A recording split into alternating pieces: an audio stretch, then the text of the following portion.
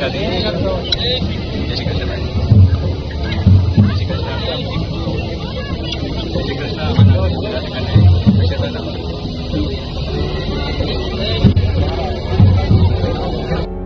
सबसे पहले तो आप सबका बहुत बहुत धन्यवाद। मेरे 50 सब्सक्राइबर पूरे हो गए हैं और आज का टॉपिक होगा हाउ टू इन हेल्दी। मस्तिष्क के स्वास्थ्य के लिए 12 ऐसे स्टेप बताऊंगा जिससे कि आपके मस्तिष्क का स्वास्थ्य बहुत अच्छा रहेगा और ब्रेन की हेल्थ बहुत आवश्यक है आपके रोज़मर्रा की लाइफ के लिए। चलिए शुरू करते हैं। बाकी अभी स्टार्ट करते हैं। आपको भी पता ही होगा हेल्थ, ब्रेन की हेल्थ से रिलेटेड बहुत सारी आजकल कन्वर्सेशंस चलती हैं, डिस्कशंस चलती हैं कि how to keep your brain, how to keep your mental health, mental wellbeing maintained और उसको हेल्दी रखना। तो सबसे पहला स्टेप है स्टिमुलेशन।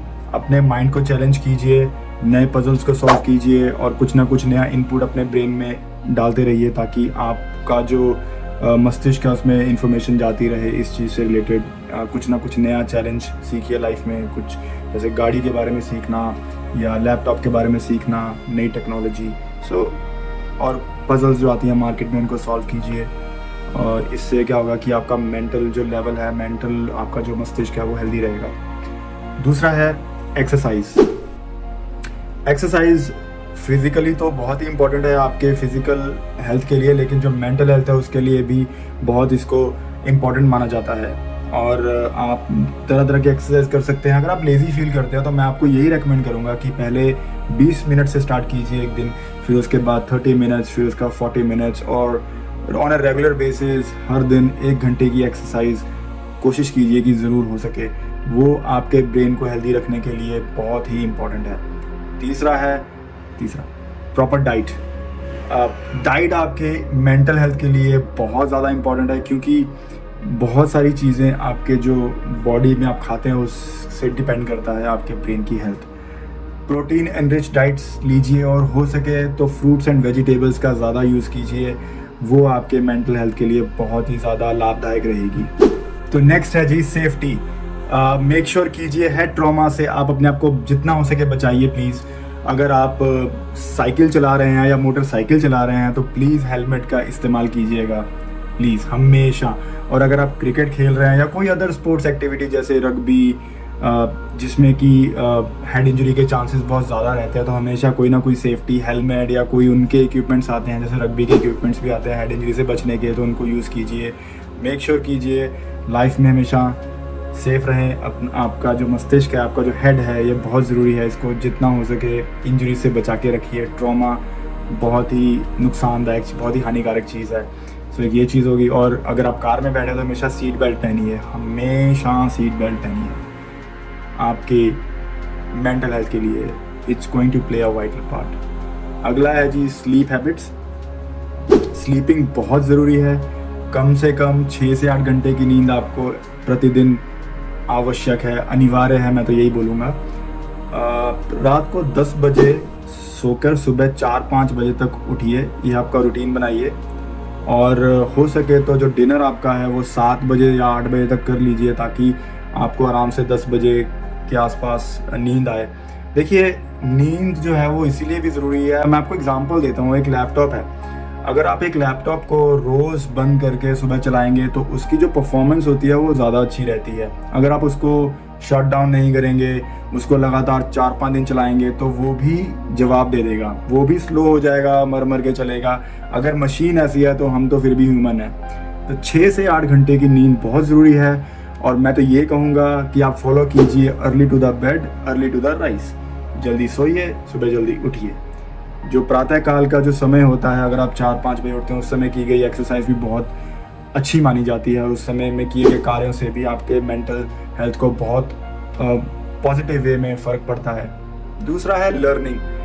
आपने सुना ही होगा कि लर्निंग की कोई एज नहीं होती, आप कभी भी कुछ भी लर्न कर सकते हैं। लाइफ में इतनी सारी चीज़ें हैं लर्न करने के लिए।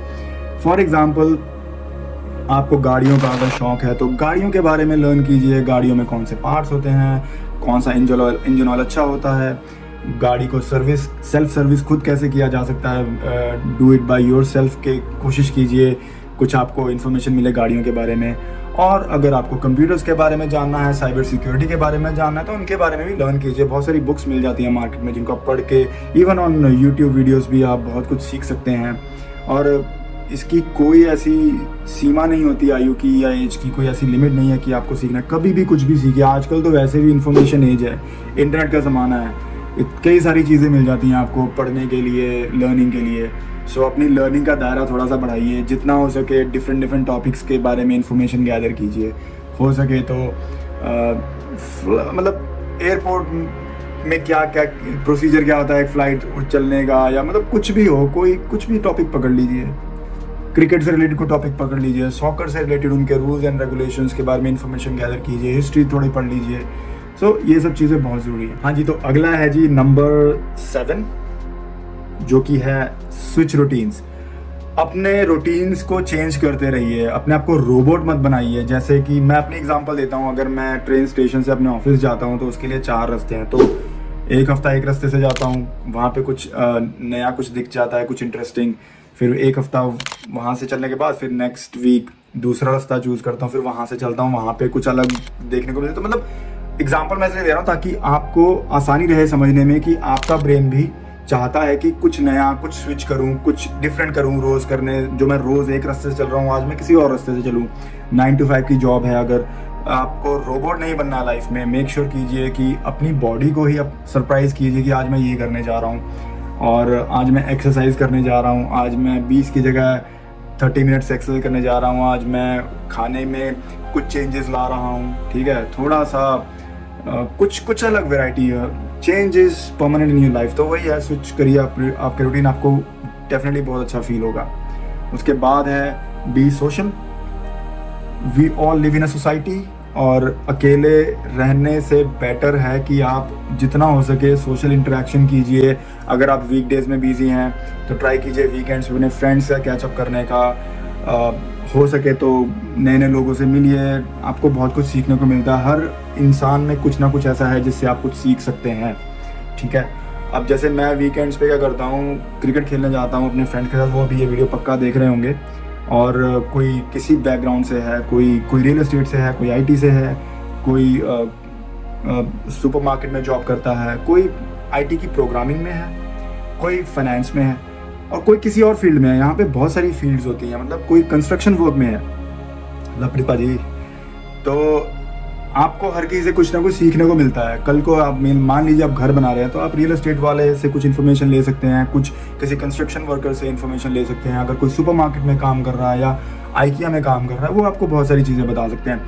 तो प्लीज़ सोशली इंटरेक्ट कीजिए, घर के किसी कोने में बैठे मत रहिए, बाहर निकलिए, थोड़ा इन्फॉर्मेशन गैदर कीजिए जहाँ से जितनी हो सके। Don't be a frog in a well, try to be a fish in the ocean, ताकि इन्फॉर्मेशन का समुंदर आपके प्रेम में भी हो।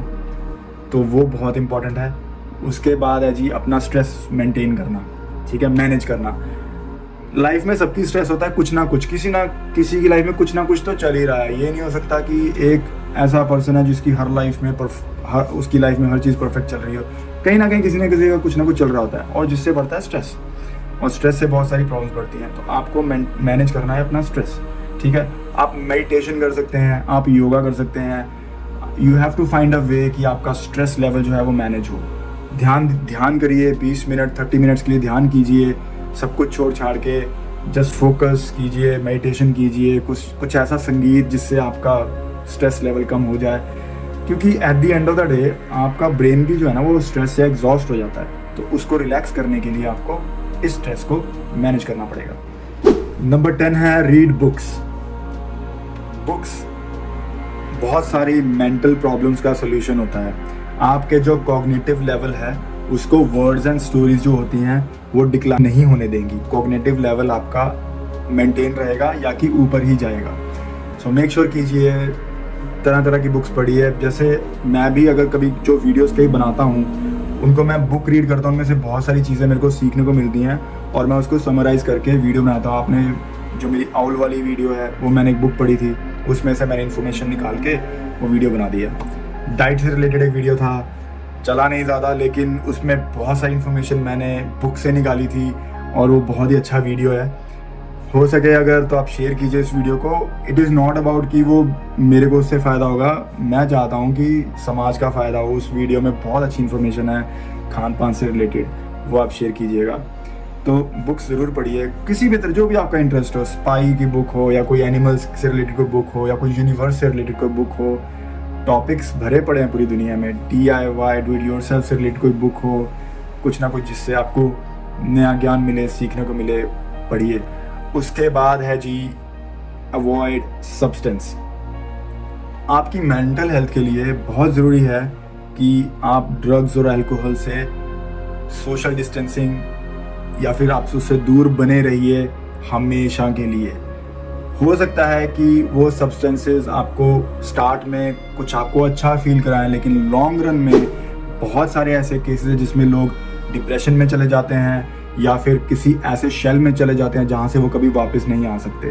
ठीक, तो आप अल्कोहल या कोई भी ड्रग्स हो, प्लीज़ उसको हमेशा के लिए अवॉइड कीजिए। सोशल डिस्टेंसिंग बना के रखिए, उससे बहुत ज़रूरी है। उससे आपके ब्रेन की जो हेल्थ है बहुत ख़राब होती है। Last but not the least, digital detoxing.